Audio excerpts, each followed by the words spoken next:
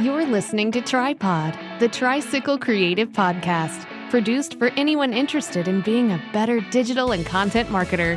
Host Ross Erosion is a marketing coach, content creator, and entrepreneur who brings you helpful tips, social media updates, inspiring interviews, and his own unique perspective on how to tell your story and grow your business.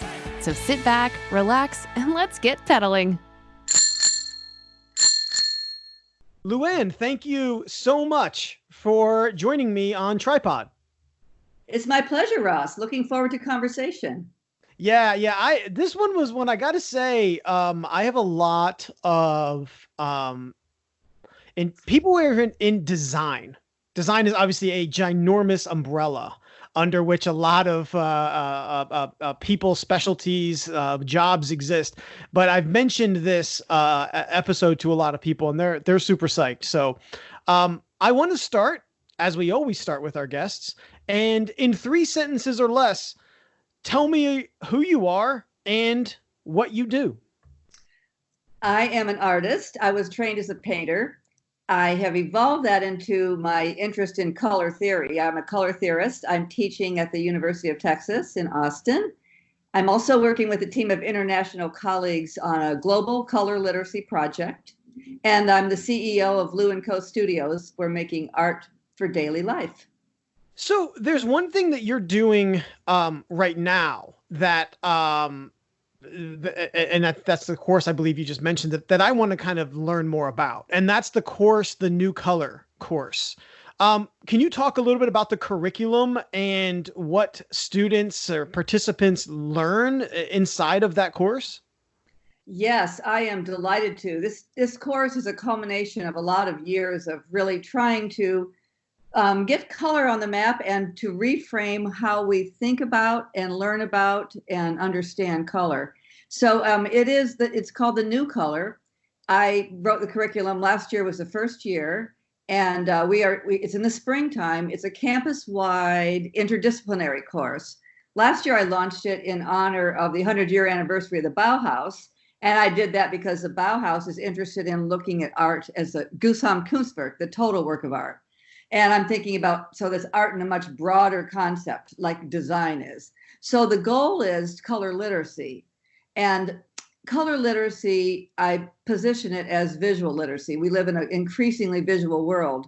And so color is a complex, deeply layered, ever-evolving language. The goal is to improve communication. So the way I did put this together is I'm asking the students to explore what I call a dense network of color codes that move through our lives every single day. And the goal of the students is to gain color literacy for communication across all disciplines. So I think one of the questions you're asking about is how is that organized? I have Wednesday evening, and that was last night we did this, one of our weekly Wednesday evening color salons. It's a 2-hour block of time that I invite a series of guest speakers from all across different disciplines because I'm teaching color as a STEAM learning model, and that would be science, technology, and engineering, arts, and math. So color as part of all of those exists at the intersection of all these disciplines. So that's why I invite the students from all across campus. And the topics include color perception, basic color terms, color science, what is light, what is color vision? What are color order systems? How about color psychology? Where do the pigments come from? What's the history of a color? How does color interact with other colors? And basically, what is color psychology? So at the end, I give them a color toolkit. And the only other thing I mean, besides that, on Fridays, this part's not open to the public, but like the Wednesday evening is, that was a big innovation. So everyone can come and learn from these very interesting experts in the color field. Fridays, we do field trips. We have a 1-hour lab, and we did the last 2 Fridays at the Blanton Museum, talking with different people from the Blanton about what we're looking at the museum and how color works. We're also going to visit the Ransom Center. We have color roundtable discussions with the readings that we put together. So that's kind of a multidisciplinary approach. So with, color, I think there's kind of that approach, obviously you're you have a graphic designer, right? And I would hope that, if they come through whatever education they come through, they get some, let's just even say, basic understanding of color. But I think with this course that you've put together, we're talking about color in a much grander sense. And so can you talk a little bit about color and our day-to-day life? Are there situations in your course preparation or in your conversations with your students or these guest speakers you bring in where, color is impacting our day-to-day life, or maybe where there's opportunities where it can better impact our day-to-day life? Well, that's a really good question, Ross. And one way to answer that would be the speaker that talked last night, that's Zach Pitkow. He's a neuroscientist. He's from Rice and Baylor College of Medicine.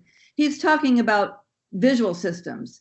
So, in that case, we didn't learn that. I didn't really have a color course coming through art school. It was just part of what we did. We didn't ever talk about it. And we only looked at it in terms of, I'm using this color. But when Zach was talking last night, this is our actual vision. What is color? And I think the biggest part about that answer to that question of what can we do, how can we know about it more, is that if there's an understanding that color is light, it is actually light. We live in color. Every day the sun comes up. Without the sun, well, there's no life on Earth. There is no color. Because when we learn about what vision is, we realize it has everything to do with the visible light spectrum, which is light. And then that is processed by our visual systems and has everything to do with our sensory perception. So our habitat, like all plants and animals and everything on Earth, is deeply coded for survival. Is that red? Or if it's do I want to is my mate a bright red and I'll see the mate, or is she going to be camouflaged in the nest? Or the food, how do I see that food standing out so is it poisonous or is it not? So I think this, in the 21st century, this time now for humans to realize that we're just like all the other plants and animals, that everything is, if it wasn't color coded, we wouldn't know how to move about in it. So, it has very strong emotional triggers for survival and also for beauty and pleasure. So we haven't understood that dimension of it. I think we've thought about it in a very surfacey way, like, color is kind of decorative, or is black and white color? Black and white are the big colors. I call them the color gods because it is the light. So this is a completely, I think, like you're suggesting, this is a completely different paradigm. And I feel like it's really good news because there is opportunity for us to understand the bigger picture. And I feel like when we do that, that enhances our communication across pretty much everything we do, whether it's at home or whether we're working on a project in design, or we're communicating with the target audience. What kinds of things do we think about? And if we don't have a way to think about them, you just say like, well, I don't know. I think red looks good here or not, So I feel like having this a deeper understanding of how interconnected our habitat is and how we move in it. It's like, oh, okay. You realize that we do it all the time, like stopping at stop signs, and then we take that information about how we need to move through our behave, and then we apply it to the things that our humans make, our products. We're trying to communicate a message. And so we're trying then to understand a bigger sense of, oh, really, how do the bees move about the flowers? How do the trees communicate? So that it's, with the green leaves or the changing leaves. So we are now, I think, getting a chance to plug in deeper to Mother Nature and realize how it really is working. I am a genuinely curious person. And I think that's something that I even look for in the clients I work with, right? I think I have the best relationship with clients who they themselves are very curious. And so when we first met, you were teaching among, I think, many other things, but color theory classes to students across many different majors or many different interests. And that's what I found really interesting about it, is that this idea, just like you spoke to, that color, it can trigger these, that is good or this is not good.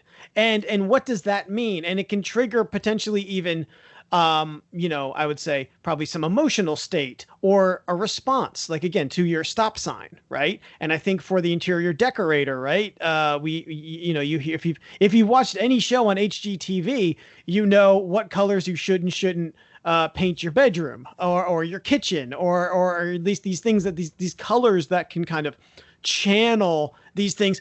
And sometimes it's subconsciously, you don't even know. And I think that's part of the brilliance of the work that you're doing, is understanding, what is unconscious, subconscious, what that how it can trigger these responses, that again, sometimes you don't even know, and how that even can translate from, just like you said, like the natural world. That's where it started, flowers being this color, fruit being this color, animals and their mates having different colors and things like that. So I always found it incredibly interesting, this concept of color and the emotional states that it can kind of create. And so I'm curious, have you ever come across or even dug into people who are colorblind? And if you are colorblind, I think on the surface, people are just like, oh, okay, you don't see color. But does it go, have you done any sort of work or conversations or research into, are there deeper impacts of being colorblind? Well, absolutely. There's a book I was going to talk about later, and I will, but I will mention it now. You can tease it. It's totally fine. You can tease it, and we'll get to it. All right, I'll tease it. I won't say what it is. Okay. But it gets to this. This is the thing that I love what you just said, and this idea of asking a question and thinking about color and being in the curiosity. There's a book. The book that I'm talking about explores. Let's go back to the beginnings of the railroads, and let's go to Europe. So we're going to be signaling. Now we've got fast-moving trains. The question is, we have an engineer and we have a stop sign.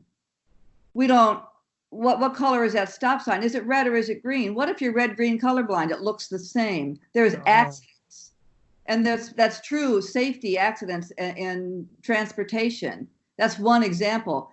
So you'd have to, so the color scientist, so I'm part of a member, I'm a board member of the Inter-Society Color Council. This is it's an organization that was begun in the 30s in the US. It also has a sister organization in Europe, the European Color Council, the AIC. These are color scientists in here, people who work in color in industry, and people who work in color in design. Now remember, it started in the 30s. So this was basically an answer to your question. This is trying to put together, well, with color science, what is color blindness? There's many types of color blindness. When you are putting up advertisements, you're putting up something in the subway systems, you're navigating or wayfinding through spaces, through the urban environment, you'd better understand you need to have a certain kind of contrast of value. It's for everyone to see it. If you say, oh, I like this red and I'm going to put it next to a green, well, you won't even see it. So, I don't know if you remember the movie Little Miss Sunshine, but that's where Paul Dano's character was really one of the right? And he pilot. Well, then he looked at that colorblind test and he started screaming. He was totally freaked out because he couldn't be, because he was colorblind. So because that meant he could not read certain signals. So, and it's mainly the color blindness is carried on the X chromosome. So more often, by far, males carry color blindness. So these ideas, like in the workplace, this is another thing that comes up in this book I'm talking about. If you're doing the factories, the assembly lines, what's the difference between this piece over here or this machine over there and this piece you're putting? So if you don't understand and you don't see the differences, well, you could cause major accidents. So it has, again, this is the same concept that we were talking about a few minutes ago, which is beauty and danger. We want to make it beautiful because we have responses to that, but at the same time, we have to make it functional because it's really going to impact our behavior and possibly our lives. So understanding that on the deeper level, that it's not just decorative, we don't just write it off because we don't understand it, has absolutely major costs across everything that we do. I think, and I think that's one of those things that, again, you don't think about it. You just think about someone being colorblind and you're just like, oh, they can't see color. But there's, I think, obviously deeper impacts. And it sounds like we'll hit on that a little bit later in this episode. So you have worked with and as a designer, right? I mean, you have, I think, without, getting into probably the whole LinkedIn background, you've helped, I feel like, and again, knowing you and the time that I spent with you really helped to curate young and up and coming designers and their appreciation of color. But I want to know, what are the most common mistakes that you see designers make when it comes to color?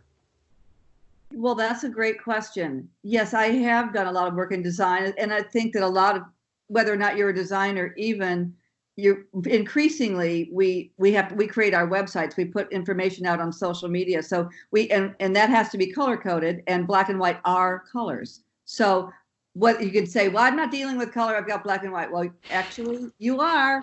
So that's a property of color. It's the biggest one. I think above all, it is it's the ignorance that we feel when we don't understand why we would make a choice. Because if color is even taught, which it mostly isn't, if there is a dedicated class, it's often taught in the old school way. I feel that that's inadequate. Would touch at the very end on the psychology, and then basically it's like, well, you could put this color with that, and we don't talk about why, what the impact is. And I feel like that when I've talked to all the students over all these years, over and over and over again, people want to know. I do a survey every time I give a talk and every time I do a class. What do you want to know about color? First of all, I ask, what is color? And people have lots of question marks. I don't know. So we don't even know that, because it's a really big thing. We don't know how to think about it. Then I say, the last question is, what do you want to know? Well, I want to know how it works. Like, what's the psychology behind it? If I do a character, a lot of my students were doing video game design, telling stories, through the visuals.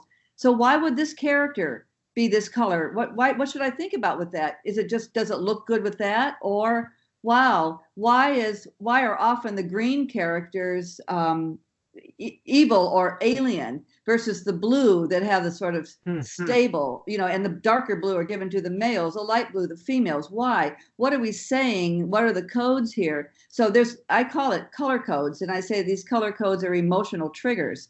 And they are big time emotional triggers, because we're talking about emotional intelligence. If we haven't had the training and we feel really inadequate and we just say, well, I can put this with that, it doesn't help us think about and problem solve and understand on a deeper level that humans we have to be, and this is great, deeply emotional. We make intuitive, we respond according to, that looks good, that doesn't look good, I like this, I don't like that. And to understand that color as an emotional trigger is a very important part. If we haven't studied the psychology and the deeper codes that run through, so another answer to that, Ross, is that across different cultures, one of the projects we do is called the Color Research Project, and I give them 10 points that they got to go out and research about how has that color lived in cultures all over the world, and where's the color come from? Where is it mined from?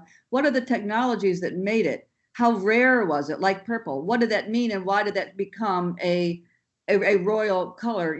What about cochineal, the bugs from Oaxaca that made the best red in the world and still do? What is that about? And that impacts the reasons why we might use a color and why we might use it in this demographic, in this culture, but not that culture. So because it would be, we're communicating globally now, and it's going to live differently. Colors have different meanings in different places. And if we don't understand that, we might think we're telling the story, but it's like, oh, that's not the story I thought I was telling, because I read that character differently, because that color means a different thing to me. And like you said a little bit ago, the emotional part, like you just respond. It's intuitive. There's a hunch, there's an intuition, you just don't like it. And what is that about? So the more research we do on what's behind our responses, what cultural experiences and personal experiences have been involved in the process, so that when we as designers make choices, we are more literate. That's why I call this whole project a color literacy project. We are more literate in knowing how to think about what colors mean, so that we can use them responsibly. While you were talking, you mentioned almost the light blue versus dark blue. Yes. And that actually got me to thinking. So Tricycle Creative, our logo was designed by one of your former students, Adrian Quintero. This is a shout out to him. He's a fantastic young designer here in Austin, Texas. My eye right away. Yeah. Just great. But I opted towards the light blue.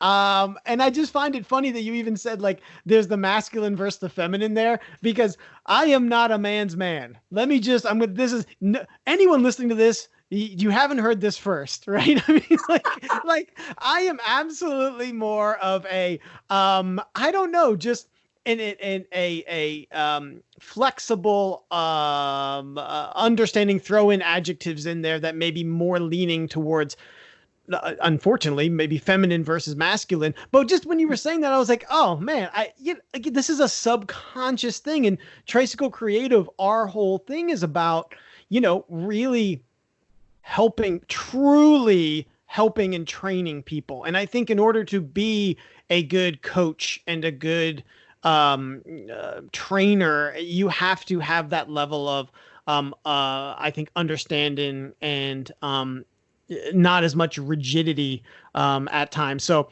it just made a light bulb go off above my head when you said that. And I was like, I have subconsciously done that. And I didn't even know. Yes, I think what you just said is really important. And that reminds me, when we were talking about color codes, emotional triggers, color preferences, aesthetics, one of the, this came up last night at the Wednesday evening color salon. We're talking afterwards. What would be the reason why it's important to know more about why the colors have had a certain ride in the culture? Because it's always evolving. It's always evolving. This role of pink and blue is what I was just getting at.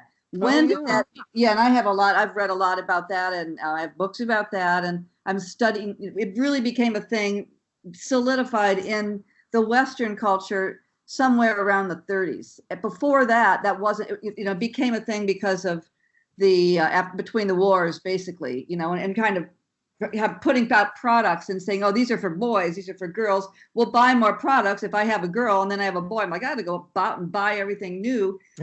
Interesting. Okay. Yeah, exactly. So we created a gender binary that was really strong, and then we took that and ran with it, and in the culture. And so, girls do this, boys do that. So if you go to the toy store aisle, for example, you don't even have to know. You just the color code for boys is red, yellow, blue, green, bright, saturated colors. Girls, pink, light blue, purple, and in white. And so you're not going to talk about the tail wagging the dog. Yeah, right. I mean, as the marketer in me is like tip of the cap on that, but the person in me is like, right. So what you could do, Ross, with that is you might say, do I believe in positioning gender as a binary? It's either this or that, or maybe we could rethink and say we're actually holistic people. This quote feminine, the quote masculine. There's different qualities that we can embrace in ourselves as holistic human beings, and we don't need to color code our stuff to try to push us into one category or the other. So that's why, if you know more about like what these codes are saying, what's the marketing behind them, there's lots of research happened in the mid-century, with corporations about branding, and then then there's going to be a message about that. So what is the message? And maybe we want a new message, so we would color code differently. So that is, I feel like it's sort of color evolution, I call it. It's if you say it fast, it sounds like color revolution. The color evolution is, the more we understand it, we're like, oh, we're going to embrace something that's more conscious of how things work emotionally, and we're going to try to encourage more holistic human beings. So like the feminine side would mean deeper thinking, being able to be comfortable with an emotional understanding of who we are, and then we want to be strong also. So, okay, we'll have strong colors. Why can't we do both? So I think that now we're in 2020, great year to talk about this, Ross, because that's the year of vision. So, what are we going ahead with this? So I think a higher consciousness about the color is basically the skin of the world. Well, we as humans, we're making these decisions. We can actually shift and, our conversation and elevate our consciousness through what we put out, through the face of what we put out, and have conversation around that. So I think there's a lot of potential for transformation. So you have as an educator, I think that is not a stretch at all. You've definitely been an educator for of color and color theory and I would even say probably an enthusiast before you were even an educator for a very long time. So I would be curious, as you cross paths with students at whatever level, or humans at whatever level and industry they come from, is there a book, or maybe there's a book or two, and maybe this is what you were alluding to earlier, we had teased earlier, but is there a book that you have given most as a gift, or even maybe recommend to students? Yeah, that's a great question. When you said you're going to ask that question, I look around me, and one of the things I've done is collected an enormous library because if you go to a library, I ask, this question is asked a lot, and I think it's important, very important question about the book. That's resources. If you go to a library and you're looking for the color section, this is actually what started me off when I was in Boston in 2002. I was asked, do you want to teach this color course?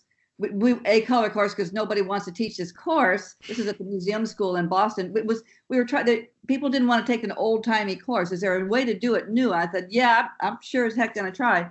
And so I started asking the question, what is color? I started out. So if the question is, what is color? Clearly we don't seem to know, because it's not what it used to be. I go to the library. I'm like, okay, this is Boston. This is a museum school in Boston. It's part of Tufts University. They got a great library. But the library had a couple of books on color mixing, and a few books on textiles. And I was like, I must have missed the section, because color is so dynamic. Where are the books? They're like, oh, you're looking at them. I'm like, ah. So I started at that point on this quest to just ask the question and have my eyes and ears open and ask people to send me anything they had to do with anybody who was talking about color. I just took the blinders off. It's not art, it's everything. So now I have a library of, I don't know, a couple of hundred books, and I feel like there's so many great ones. But I say, if I had to choose the one that really, that's the one I alluded to earlier, it's called The Color Revolution. And it's by Regina Blasnik. She is a design historian. She's over in Leeds in the UK right now. She actually signed my book. I made a point to meet her at a conference. But The Color Revolution traces this is like the forgotten piece, the missing link. As a design historian, Reggie starts in the 1800s and starts at the Industrial Revolution. It's a really interesting book. It's great read. She writes really well, and there's many chapters about. One is about the color pink. One is about camouflage, the artists that worked in camo during World War II, and what that was about. The early people, designers with appliances, and when they began to put colors in, and why they used the colors they did, and this is the built environment, and ideas about what do you do with sort of the modern interiors, and what makes a good workplace. So this was the one I mentioned earlier, when Faber Buren is one of the first industrial design, interior design, a lot of interesting ideas. His collection's at Yale right now, but he was trying to think about color as behavior, and if we live in this environment that we navigate through, what difference would it be if we have this plain white walls, or a grocery store? One of the examples in one of the books, in one of the chapters, this was Faber Beer, and was asked about, this was a grocery store company, and their meat section looked like gross, so this sort of looked brownish. And so to make the meat look redder, like, fresher, he said the walls. Do you have a guess? Oh, to make it look redder. Yeah. See, my inclination is to go right to red, but I feel like you're going to say that's wrong. I feel like you go like the opposite. Do you, oh man, I mean, I'm going to go ahead and submit my answer. I'll go kind of opposite and, oh God, but yellow. Am I close? I'm way off. No, you're not so off. You're thinking. I'm color dum-dum. No. You're thinking really good. You went through the process really quickly. It's basically what he did was if let's go with your first thought was, what if it was red? Then you're like, I don't think so. If the walls were red, the red would, depending on which red it was, it would probably, they painted a brighter red. The meat would look even worse, because compared to that, because the meat is not really red, right? It's brownish red. Sure. It's different. It's meat. So that would make it look even darker, because color is always in context. It's no such thing as a single color. You only know this color because of that next to it. If you have white around it, it'll look darker. Darker in contrast to the white. If it's black, it'll look brighter. But so he did it. It was kind of a soft, maybe a mint green kind of color. Interesting. And that, so that would showcase the color front. So those things about how do you display, and then that would have everything to do with interior design, or like waiting rooms. Or another one had to do with, this is research on like, what should a physician wear when they're operating, there's a lot of blood.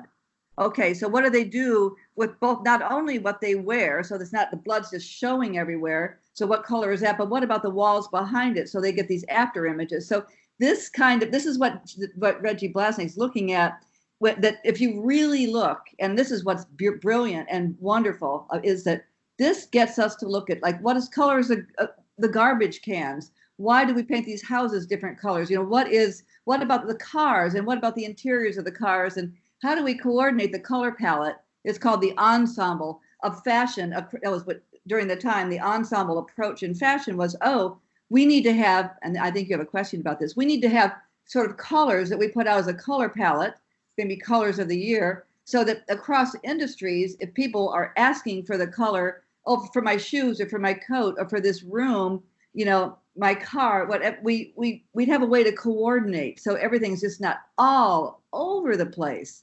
So that's an interesting, so all of this helps us to actually take the blinders off of our eyes and look at every single thing around us, everything, whether it's the brown paper on my desk here, or the bright colored Post-it notes to stand out against the brown paper on my desk. Every single thing that we've designed has been designed with, and using these using color. So how do you manage them? Who makes them? What's that technical process? What's the engineering? Where do all the pigments come from? Are they poisonous? What about like lead white? They finally had to take lead white off because it was poisonous and banned in Europe before it was the U.S. So there's carcinogens in these colors, or you could have more colors that aren't going to hurt you so much. So like with cosmetics. So it's what she's going to do in this book is, when you finish reading it, it's dense and fascinating. And it's one of the readings. I have 2 readings actually for my students in the new color,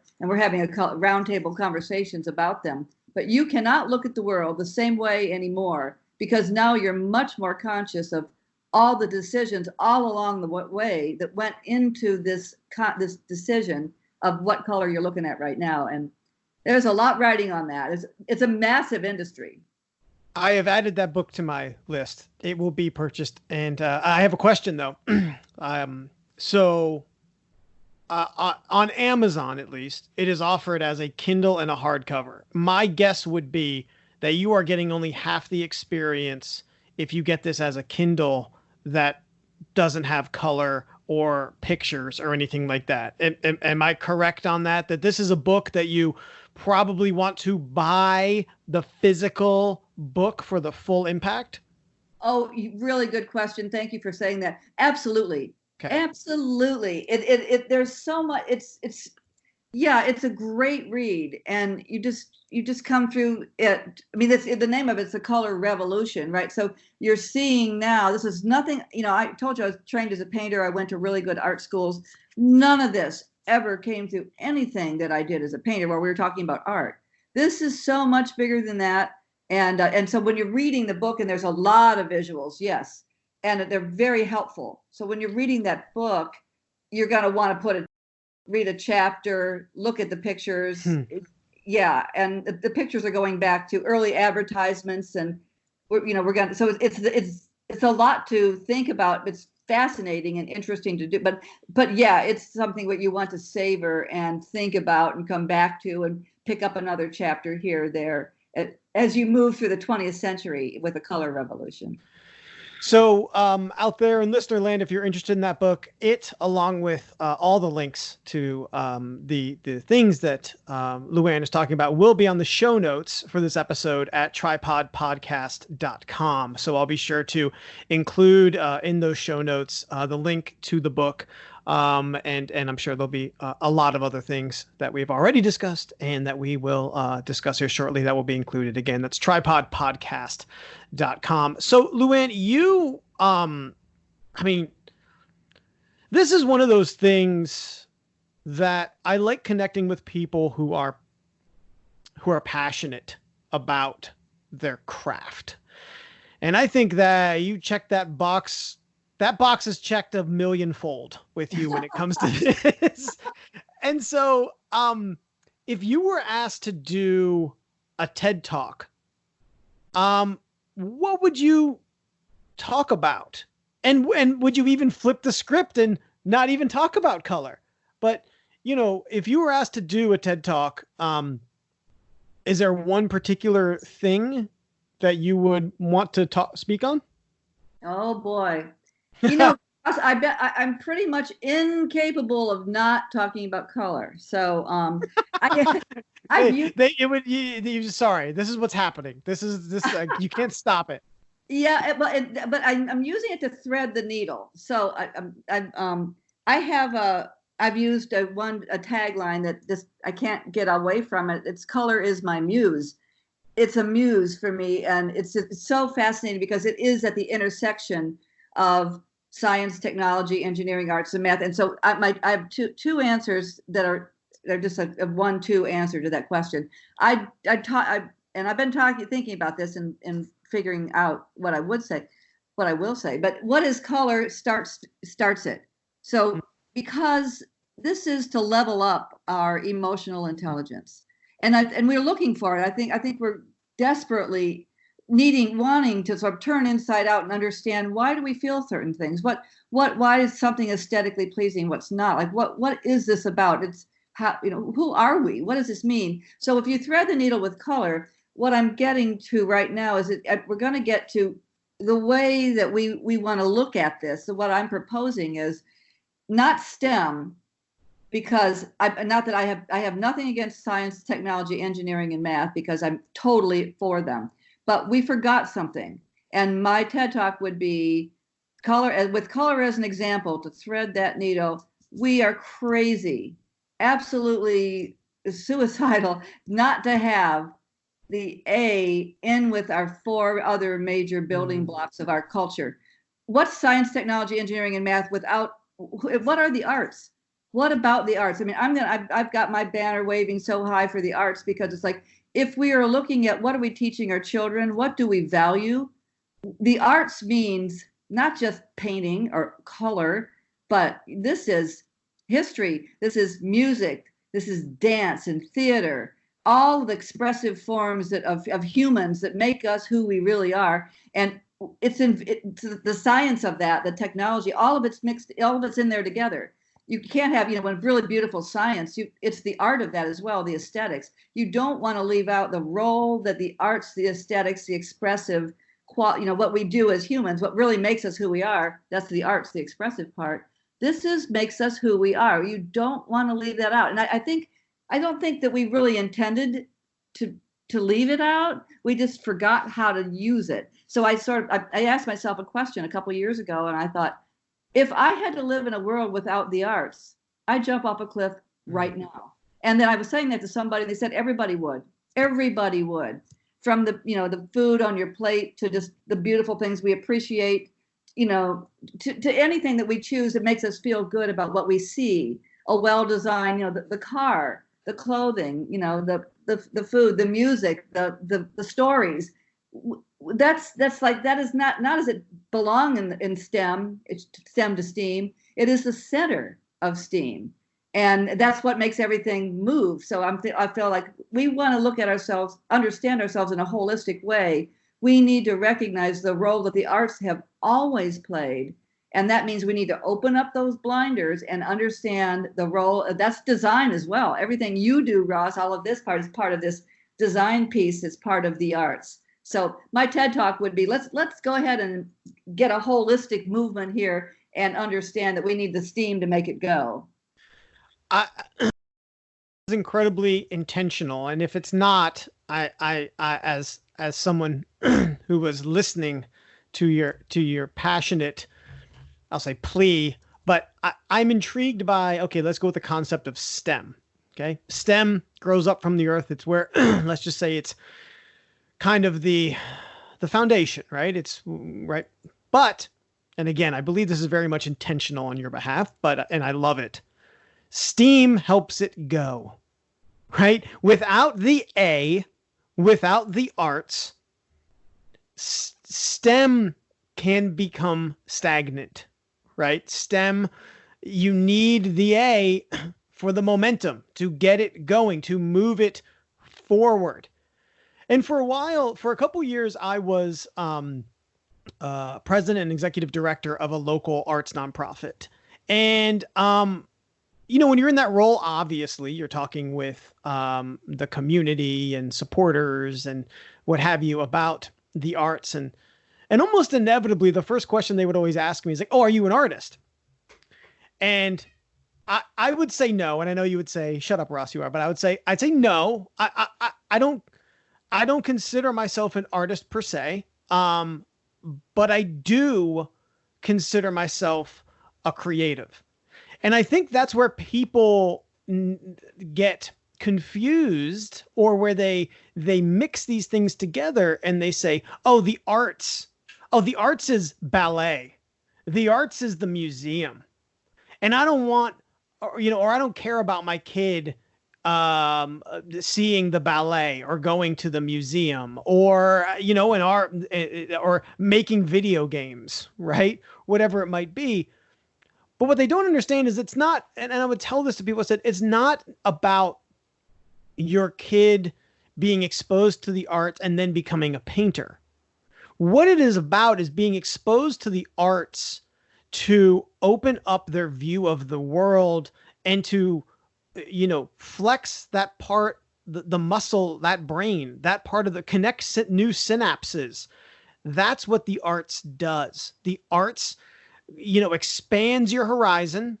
It connects new synapses. It flexes new muscles, and it can make even someone who is an engineer or someone who is very tied into science that much better of a scientist. Someone who can come up with creative solutions to problems. And that is the importance of the arts. Not that all our kids grow up to be painters. Well, exactly. That's the importance. Well, exactly, Ross. You nailed it. And I think so what I'm seeing is that I think as a responsible creative, I definitely believe that we need to re-examine, as we do for everything. Like right now in this culture, there's a lot going on, not just this culture, the whole world. So I actually see that as an opportunity we're paradigm shifting. So that means that we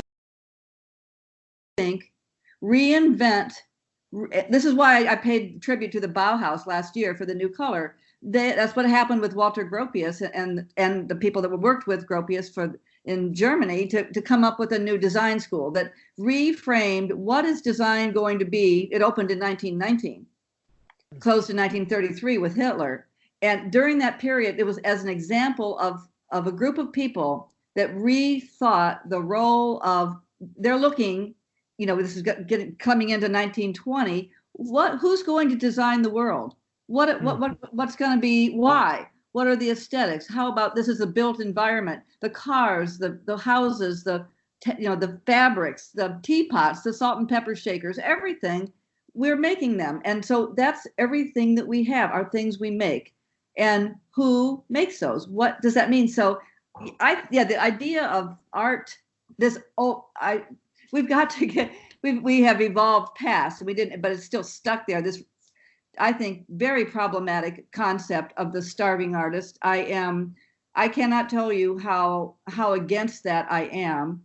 I think that is that all we have for art? Is just to call it that? I think it's convenient to put art on a pedestal and stick it off over to the side and call it that. But really and truly, Ross, it's like what you kind of brought up in science, in technology, in engineering, a great example of why it's absolutely true that art is the creativity is major to our lives. All you have to do is look at Apple, and you look at what love. You could just put an ugly old box on there and say this is a computer, and that's what we got. No, the user interface design, the look and the sheen of the surface and the packaging, the way it looks and feels.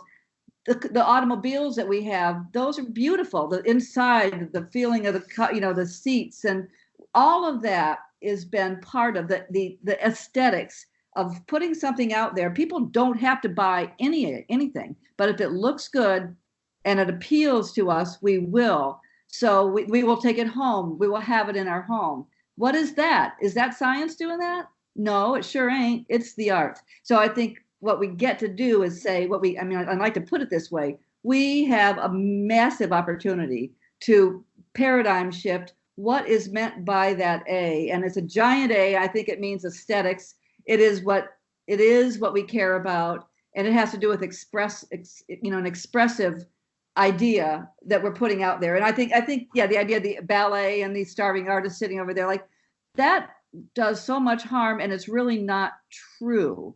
So yeah, we're putting a different emphasis on, and I feel like it's great news because we can now see the role that making something beautiful, making something thoughtful, and really looking at not just how it works from the inside, but the whole piece is our opportunity. Well, and I would say that I think some of the greatest thinkers, inventors of our time get influenced in the most random of ways tied to the arts. I think that it's not that, seeing, for example, a ballet and how people move through a ballet, I could, and this is, I have no evidence of this being true, but I could see how that could potentially influence, the Wright brothers and understanding flight and looking at, the human body. And so I take those leaps and I think, inspiration comes in the strangest of places. And I think that's true when it comes to the arts. So I want to fast forward to 2020, the year we're in right now. And every year, Pantone sets a color of the year. And again, I don't know if it's the tail wagging the dog or the dog wagging the tail here, but nonetheless. And their color for 2020 is classic blue. And I'll include in the show notes the link to that color. It's obviously for those of you listening, it's like a deep blue. I'm not doing it justice. You would do it infinitely more justice, but nonetheless, classic blue. Can you talk about that color? Are there, I'd like to hear your perspective on that color of the year. Yeah, I sure can. And the concept of doing a color of the year, and my company, Luanne Co, has a color of the year too. If you look at, it's called color forecasting. Color forecasting is fascinating, and it's something that if you go, we can take it back to the early 1900s when companies would put out these color cards to then help all the industries across the board coordinate what they're doing. So if you're making blankets, then you make the rugs, and then you make the wall paint, and then you make the appliances, and then you have like the shoes that match. So you have some way that the color, that you can think about color across all these different platforms. So Pantone has really kind of been the biggest voice in this, and you can see them, making a lot of noise with their colors of the year, and people are fascinated. So classic blue, it's funny. Blue is overwhelmingly the favorite color, overwhelmingly. So this year, I feel like when you read what they say about it, classic blue, it's funny. I actually don't. I feel like they played it safe because they know everybody likes blue. It's a deeper blue, richer blue. It's something that a blue is basically a color that represents stability. Sure. You just look at this across, and it also has it's kind of an intellectual color in the sense that it's not challenging like red. It doesn't. It actually, if you look at the way it affects us in our physiology, blue is a shorter wavelength color, and it's a calming color versus the longer wavelength red. Between like 600, 700 billionths of a meter. They're different. So we're getting these different energetic responses. And this is neuroscience, not woo-woo. So if you're around, that's why I love neuroscience, because you're just like, if you're around a lot of red, it's known to like raise, the metabolism, and that's why the fast food restaurants with the color. So those colors, like the fast food restaurants, has been happening for years. That's, get in there, get something to eat. I'm hungry, get it out, energetic. Well, we've got a lot going on in the culture right now. Like everything's on fire. So blue is like, it's okay, guys. It's okay. It's okay. Calm, calm, calm. The reason why, and so I get that. I have an argument against it because they also couple that this year happens to be first time in history and the last time in history, 2020, which means 2020 vision. And so people are kind of using that pun. Oh, we're looking visionary down the road. We're going to be sort of seeing where we're going. I feel like if you're looking down the road, and we've got a lot of leadership to like figure out where we're going to go, a safe color. Color means hunker down, everybody. It's okay.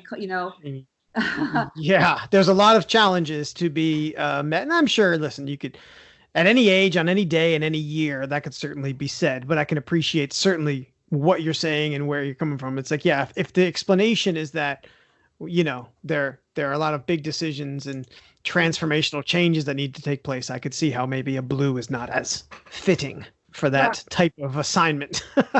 Exactly. And to your point about, is the tail wagging the dog or the dog wagging the tail? I think the dog is wagging the tail and the tail is wagging the dog, both. And they're if anybody was interested, I would just look into just Google color forecasting and start looking at what you're going to see, because this is the behind the scenes ideas about, we're trying to figure out, anybody that puts a color on something, will someone like that? Will that appeal to them? Is that something they'll take home? Or, if you say, green's my favorite color, I'm going to stick it on everything. It's like, well, it's not really about you, dude. It's about who's looking at that color and what they think. So it is known that there's a lot of anxiety right now. So you probably wouldn't make the color of the year red or orange or something like that. Though you'll put that out there, you'll notice that there's not just one color of the year, there's a grouping of them, and they're often pretty much the same colors emphasized in different ways. Like yellow's going on really great now, that bright, wonderful, sort of citrusy yellow. And I'm seeing more and more people wearing that. That's a bold sign. That's really interesting. And I think that when you see what people are adopting, more colors, or more hues are coming in here, more multicultural. When we're going more multicultural, more colors come out. So it's interesting, just back to that classic blue for a minute. I'd say as a strategy, that was pretty smart. Everybody likes blue, pretty much. I don't like it as well, but I mean, it's fine. But it's a little too safe. But I think that was a good choice for that. And classic means, with all the stuff that's happening in the culture, they name it. So the color naming also leads you to say there's something still classic, right? Something that they could have just named it sky blue, but they didn't, because that's a little bit too out there. But classic is more grounding. So the color this leads me to say that the naming of the colors is so fascinating.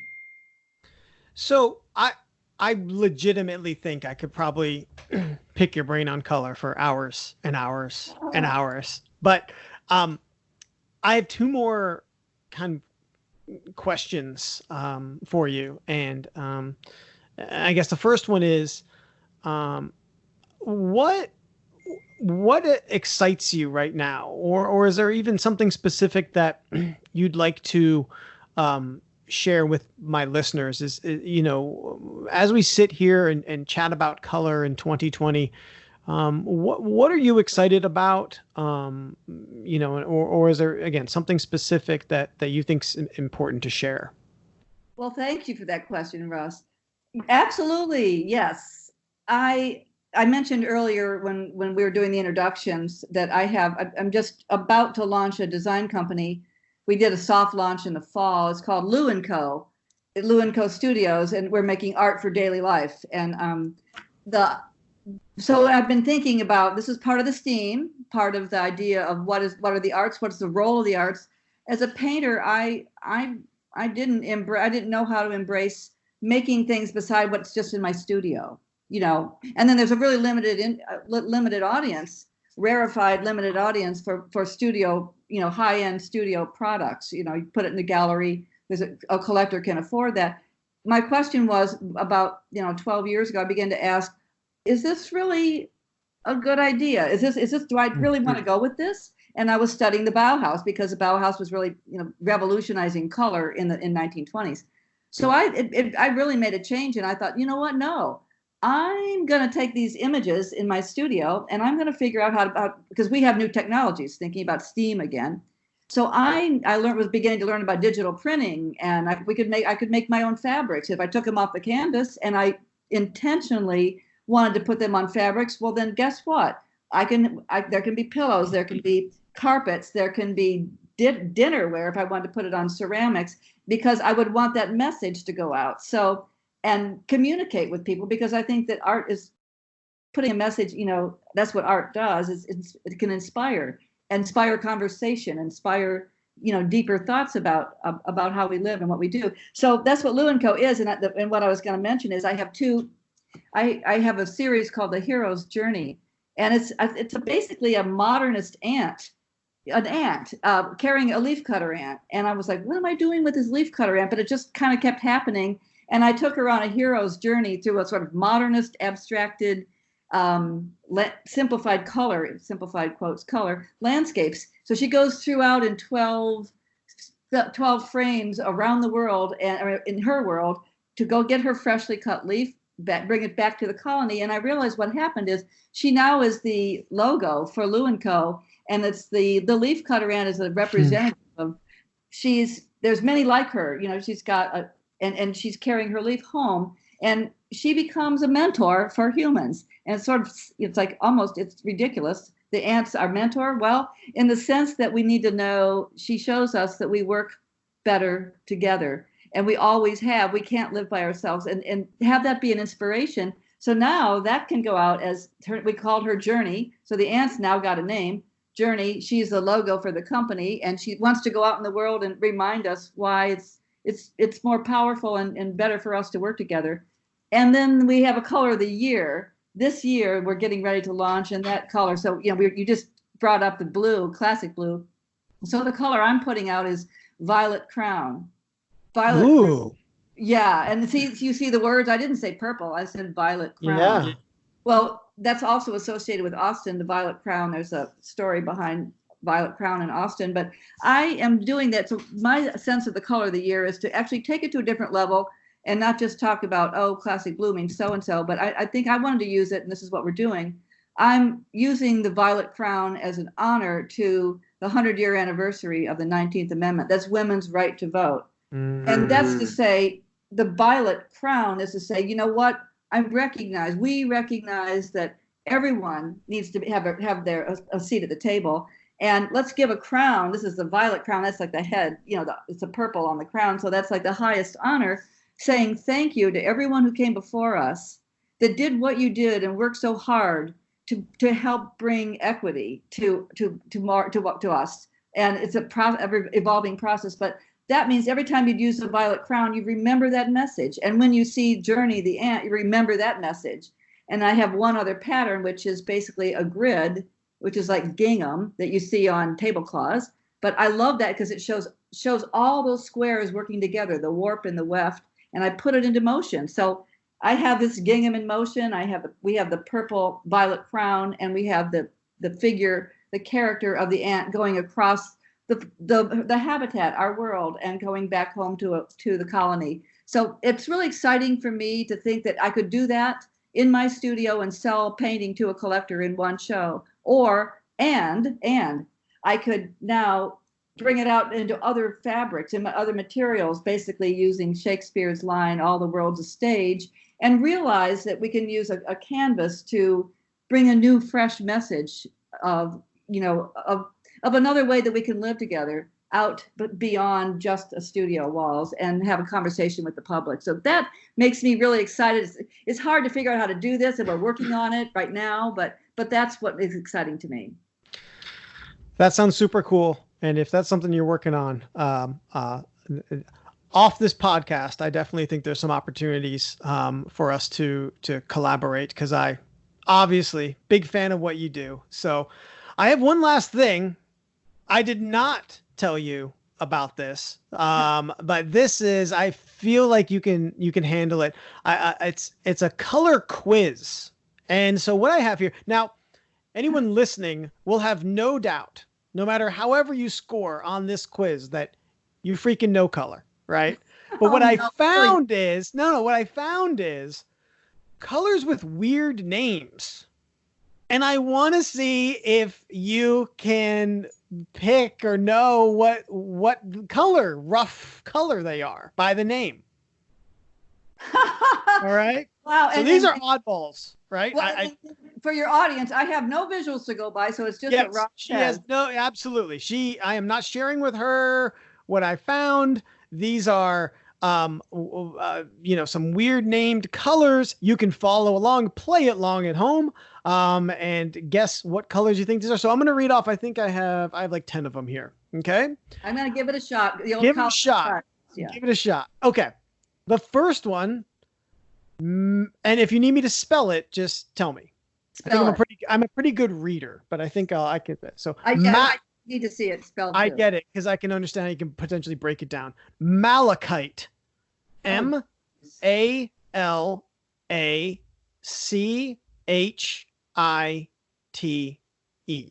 Okay, I'm already down one. I don't know. I've heard of malachite. I don't know what it is. The first color I can think of is almost close to a black, but that's just a complete guess. It is a kind of rich emerald green. For God's sake. Okay. Yeah. Okay. Well, didn't get that. All right. It's okay. It's okay. Like I said, anyone that's stuck around for the hour of this conversation knows that, for the love of God, you know color, right? These are oddball names. You can throw some marketing terms at me and I may not know them. Doesn't mean I'm not a good marketer. Okay. Right. Gamboge. Oh my God. Gamboge. Man, I'm totally off here. I don't know. I have heard that word. I don't know what it means. It's like a mustard, like a deep mustard yellow. Wow. Okay. So here's the thing, right? This is, in the interest of always being curious and always learning, we're all learning right now. I had no idea what these freaking colors are. And these are colors that are essentially probably named by Crayola. So, well, you know what? Just as a part of the game that we're playing, Ross, I think what I like to do with these things is when we finish, I'm going to go back and Google them, because I'm going to guess they go way before Crayola. And I'm going to look at the roots of those colors and why they were named that. So it's really interesting to learn. I'll share. Yeah, I actually found this from a particular article, so I can share that with you. And yeah, I would love your feedback and thoughts on it. Okay, next one. Fallow. Fallow. Don't know that either. I'm going to guess. I mean, all I can think of is, for some reason, farming, and I'm thinking of a brown, but I don't know. That word. Whoa! Winner, chicken dinner. It is indeed a light brown. Oh boy, I got one right. That's awesome. Yeah. Okay. This one, this is a good one. Oh man, I'll be curious to see where your mind goes on this one. Razzmatazz. Oh my God. Razzmatazz.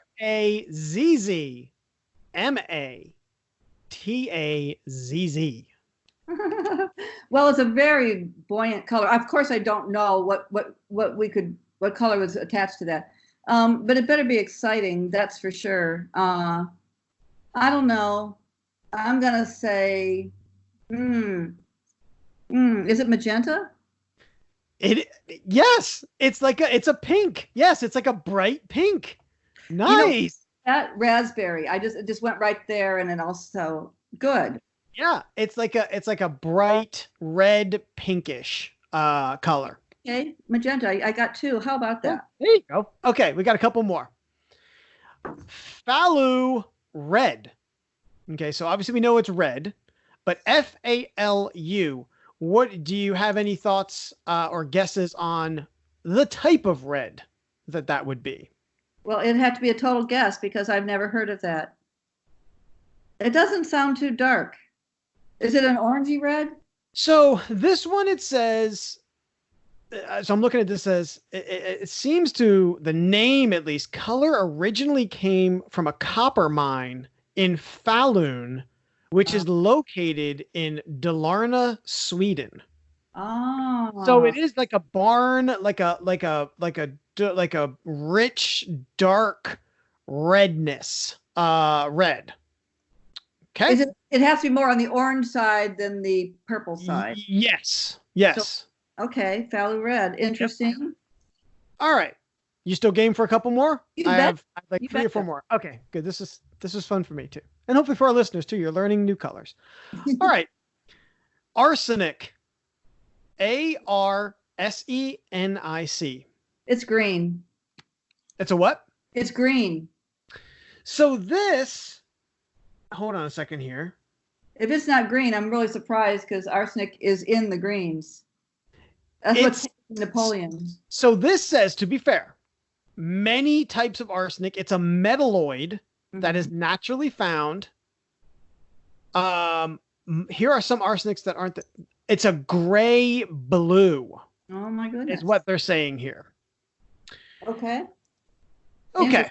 Yeah, that one I gray blue, but I could see very easily how it could be gray green also. Like looking at what they, I don't have a color modulated screen, so of course, but it very much looks like I could see how it could be also a gray green, gray blue. Because there was a lot of arsenic I have a really interesting book about greens, and there's lots of issues in the 19th century with the poison and the creating of the green. So everybody loved it. They're waiting for the green. Yeah. Does that play into what you were talking about before? That green is obviously not a color in nature that indicates danger. Yes. That's that double-edged code. And that's why arsenic is probably so bad. I mean, like it's obviously a poison for those of you who don't know, but interesting. Well, and quickly, so when you're also seeing like a cartoon character in a game, when someone's face turns green, anybody's, they're getting sick. And so it's an interesting thing. It's the opposite of the blood red. So it kind of, it has an interesting code there. So yeah. Okay, cool. All right. I got 2 more. Here we go. Next one. Xanadu. Xanadu. It reminds me of Coleridge. There's a poem called, so I don't know. I have 0 idea. I'm going to call it silver. That would be a good guess. Actually, I would have gone something exotic also. It is a green gray that comes from the plant known as a philodendron, which I believe is a house plant. I believe. I don't know. I don't know much about plants. I know about marketing and stuff, so I don't know much about plants. All right. I got one last one. Got it. If you know this one, I'll be blown away. I don't know how anyone would know this one, right? Okay, but here we go. Caput mortem. And that is 2 words. The first word, caput, C-A-P-U-T. And the second word is mortem, M-O-R-T-E-M. TUUM. I don't know. If that isn't a dark gray or a black, I'll be surprised. It is a dark color for sure. It is a dark, like a penny, like a dark, I don't want to say even like it's a brown. It's of the, I would seem of the brown family, but it's like this very close to like a copper, but it's like a dark, dark copper. I'll be darned. Well, next time I need to do some color naming, I know who to call. Oh yeah. No, these were, I didn't name any of these for sure. I will send you this article just so you can take a look at them also. That was fun. Hopefully, listeners at home, they learned a little something about color. I am sure in listening to this podcast, they learned a hell of a lot about color. So on that note, as we wrap up, Luanne, where can people find you? What websites, links, anything you want to throw out there? I want to give you the opportunity to go ahead and fire away. Okay, cool. Well, of course, I'm going to preface this by saying both of these websites are under construction, and then what you see right now is what is different than what you'll see in a couple of months. Sure. But I do have, right, so it'll change formatting. But luannestovall.com is my personal website, which I am now working behind the scenes to reposition. But you can see, so it'll be even a lot clearer about what it is that I'm doing, with more links to color literacy and to my studio and the projects that I'm doing there. And there's a color library up there right now, and a little bit about these projects. So I think that's going to help. I definitely have a LinkedIn presence. So if anybody has questions, I'm delighted to connect. There's also for Lu & Co Studios, that's the website, LUANDCO studios.com. That is also under construction, but you can see where we're going with that. So it's in the pre-launch stage, but it is up. So there's that. And if there's any questions, I usually I post for our Wednesday evening color salons. That is a UT class, but it's open to the public. So in fact, I could give you the link. I'd love to have that posted, Ross. Absolutely. And again, all these links that Luanne shares will be up on Tripod Podcast in the show notes. So yes, Luanne, please send me the link for the class. We will include it there on again, Tripod Podcast with the show notes for this episode. That's awesome, Ross, because that'll be what I'll post is the poster for the spring 2020 Wednesday evening color salon lecture series. Awesome. It's open to the public. We have a nice big room. You're welcome to come in. So you'll see that. And then I also have a few flyers for each week. So that's really nice there. So, I think between the Lu & Co and the Luanne Stovall, the LinkedIn, and what you post, that should do it. For anyone looking to connect with you on LinkedIn, would you mind spelling your first and last name? Sure. It's LUANNE. Stovall is STOVALL. And there's one more I'll just mention because this will also be up. I'm a board member of the Inter-Society Color Council, and encouraging people in arts and design to join this. It's very interesting organization. And I'm also working on a committee within that to put forward it's called Color Impact 2020. It's a conference at Yale in June of this year. And this is going to be pulling together color in environment and color as a more multi-sensory phenomenon. So I'm helping I'm the program chair for that. So I'll give you the link because that's a very interesting opportunity for people to come in and learn more about this. All of that on tripodpodcast.com with the show notes. Luanne, thank you so much. Like I said, I feel like I could sit here for hours and talk with you, and it's more about picking your brain. I obviously don't have much to contribute other than curiosity. You know what? That is absolutely not true. I could talk to you for hours as well. So it's a conversation, I think. That's the whole thing about this. I just feel like I am just voraciously curious. And when it comes to color, it's incredibly interesting. And we talked about a little bit with the arts, but I think the more curious you can be, the better, let's just say, all around person. But I'm also a firm believer, the better entrepreneur, business owner, and by extension, marketer you will be, because marketing, like many other things, is an exercise in creativity. Yes. And I think the more you can flex that muscle, the better off you're going to be. So, again, Luanne, thank you so much for joining me on Tripod, the Tricycle Creative Marketing Podcast. And we will see you, the listener, I guess really talk to you, next episode. So get out there and keep pedaling. Thanks for listening to Tripod. Be sure to subscribe and rate the show on Apple Podcasts, Google Podcasts, Spotify, Pandora, Stitcher, or wherever you listen. Show notes can be found at tripodpodcast.com. Connect with Tricycle Creative on social media at Hello Tricycle, and learn more about how we can help you with your marketing at tricycle-creative.com.